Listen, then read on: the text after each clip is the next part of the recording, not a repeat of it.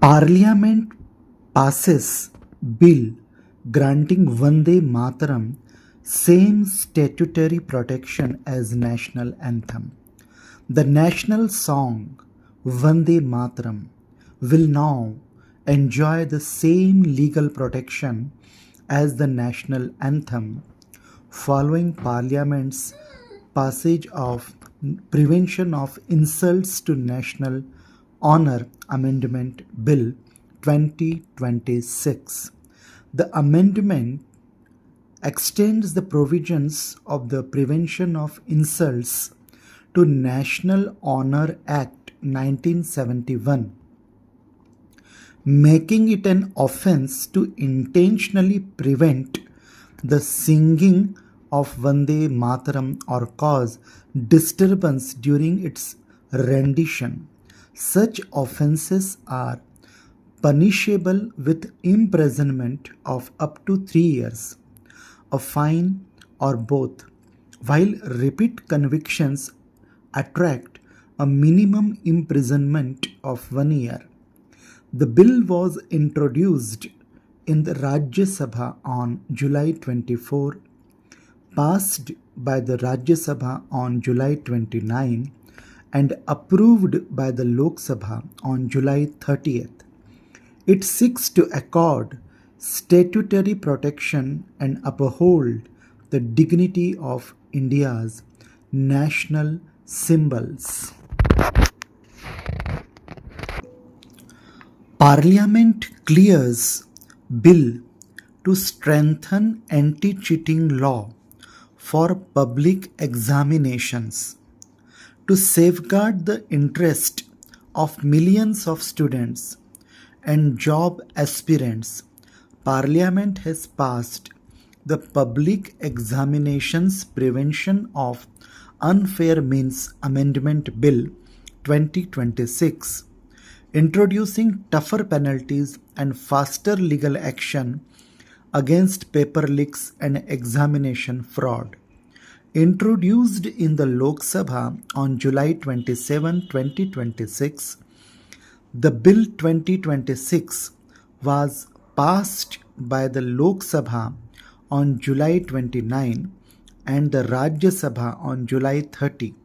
The bill strengthens the Public Examinations Prevention of Unfair Means Act 2024, which provides a legal framework to curb unfair means in examinations conducted by major recruitment and admission agencies, including the UPSC, SSC, Railway Recruitment Boards, IBPS, NTA, central government ministries, and other notified authorities. The amendments introduce stricter penalties, increasing imprisonment for offenders to 5 to 10 years with fines up to Rs 50 lakh, while organized examination related crimes can attract 7 to 10 years imprisonment and fines up to Rs 10 crore. Service providers involved in malpractice can be debarred for 8 years and fined up to Rs 5 crore. The bill also provides for special fast-track courts, special public prosecutors, a special task force, and mandate completion of investigations within 2 months and trials within 3 months, aiming to ensure fair, transparent, and credible public examinations. 50% SSB constable vacancies reserved for ex-Agniveers. The Ministry of Home Affairs has notified the Sashastra Seema Bal SSB Combatized General Duty Group C posts Recruitment Rules 2026, reserving 50% of Constable General Duty vacancies for ex-Agniveers. Eligible candidates will be exempted from the written examination, physical standard test, and physical efficiency test, with age relaxation up to 5 years for the first batch and 3 years for subsequent batches. The move provides a structured career pathway for ex-agnivees while enabling the SSB to induct trained personnel into its ranks. Defense Minister announces two key reforms for Indian Coast Guard personnel. The Ministry of Defense has announced two major policy reforms for Indian Coast Guard personnel aimed at promoting gender parity and improving welfare measures for service personnel and their families. The reforms allow women officers to be inducted through both short service appointments and permanent appointments on par with men. Another reform simplifies the process of granting ex gratia to the families of personnel reported missing at sea by enabling them to be presumed dead for compensation purposes. The reforms are expected to foster greater inclusivity in the Coast Guard, improve personal welfare, and boost the morale and operational effectiveness of the force as it approaches its Golden Jubilee in 2027. Indian Navy launches anti-submarine warfare craft Machilipatnam to reinforce maritime security. The Indian Navy has launched Machilipatnam, the seventh of 8 anti-submarine warfare shallow water craft built by Cochin Shipyard Limited. The vessel is equipped for underwater surveillance, anti-submarine warfare, mine warfare, and low-intensity maritime operations. With over 80% indigenous content, Machilipatnam underscores India's growing self-reliance in defense manufacturing and the increasing capabilities of the domestic shipbuilding industry. The vessel will significantly enhance the Navy's anti-submarine warfare capabilities in coastal waters, improve surveillance and response to emerging maritime threats, and strengthen India's maritime security and operational readiness in the strategically important Indian Ocean region. India becomes world's second largest supplier of seafarers. India has become the world's second largest supplier of seafarers, contributing 3,11,936 maritime professionals, or 12.16% of global seafaring workforce, according to the BIMCO ICS Seafarer Workforce Report 2026. Surpassing countries such as China, the Russian Federation, and Indonesia, India now ranks behind only the Philippines.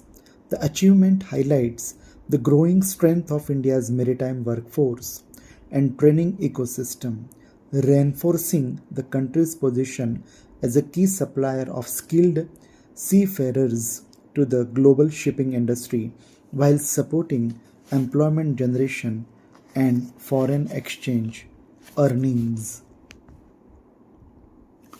India's merchandise exports grow 15% despite global trade disruptions. India's merchandise exports grew by 15% during April to July of the current financial year, demonstrating resilience despite the Red Sea crisis, geopolitical tensions and disruptions to global shipping routes. Union Commerce and Industry Minister Shri Piyush Goyal has noted that the strong export performance reflects the robustness of India's economic fundamentals, even as global trade faces challenges from conflicts in West Asia, uncertainty in the Strait of Hormuz, and volatility in energy markets.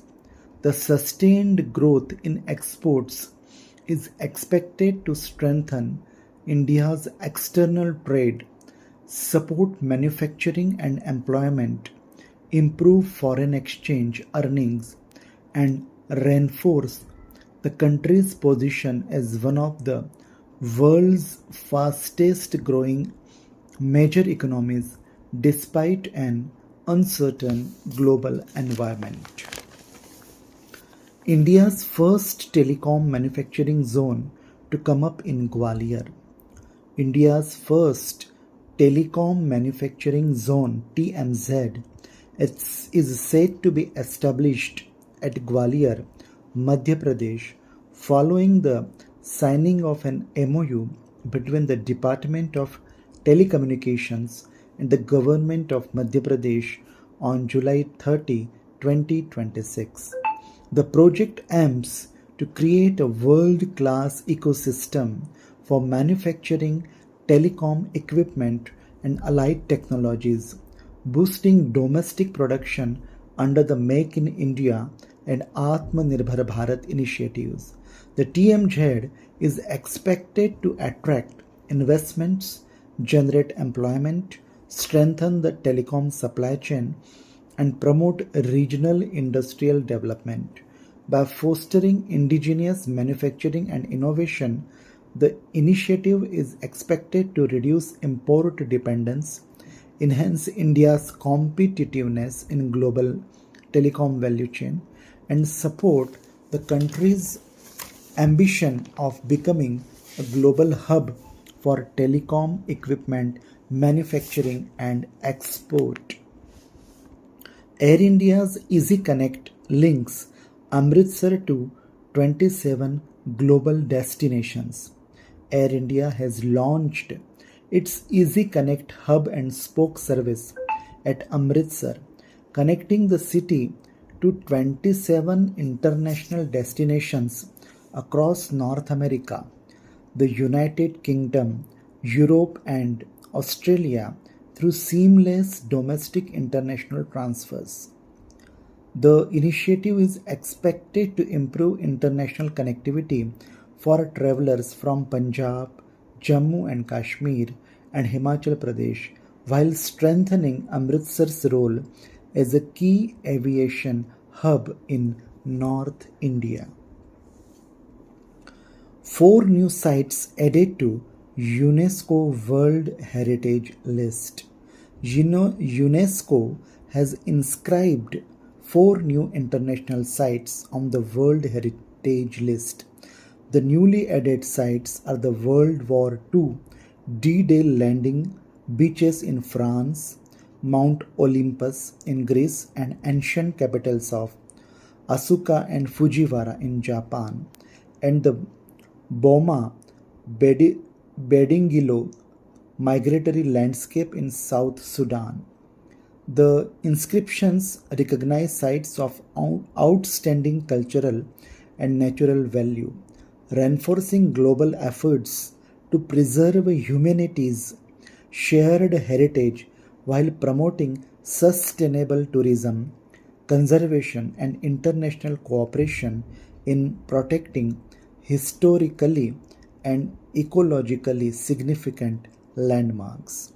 14 nations from Maritime Defense Coalition to secure key West Asian sea routes. Saudi Arabia and 13 other countries have launched a multinational maritime defense coalition to strengthen maritime security and protect shipping in strategic waterways, including the Bab al Mandeb Strait, Red Sea, and Gulf of Aden.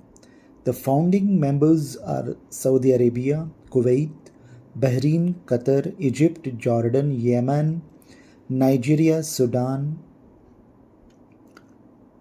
Somalia, Turkey, Pakistan, and Bangladesh. Saudi Arabia will serve as the coalition's founding state and permanent headquarters. The alliance aims to enhance maritime defense cooperation, safeguard freedom of navigation, and secure international trade and energy supply routes in accordance with international law. India wins 17 medals at Commonwealth Games 2026 so far. India has won 17 medals, 3 gold, 10 silver, and 4 bronze at 2026 Commonwealth Games in Glasgow, Scotland, placing 10th in the medal standing so far. Weightlifting has emerged as India's most successful discipline, while athletics and para-athletics have also contributed significantly to the tally. India's gold medalist Mirabai Chanu, Sharmila Dhankar, and Dilip Mahadugavit. The silver medalists are Rishikanta Singh, Muthupandi Raja, Gyaneshwari Yadav, Harjinder Kaur, and Lovepreet Singh. Sarvesh Kushare, Gulveer Singh, Murli Shri Shankar, Valluri Ajaya Babu, and Mohammad Basil. The bronze medalists are Jhandu Kumar, Bindya Rani Devi, Shilpa, Seema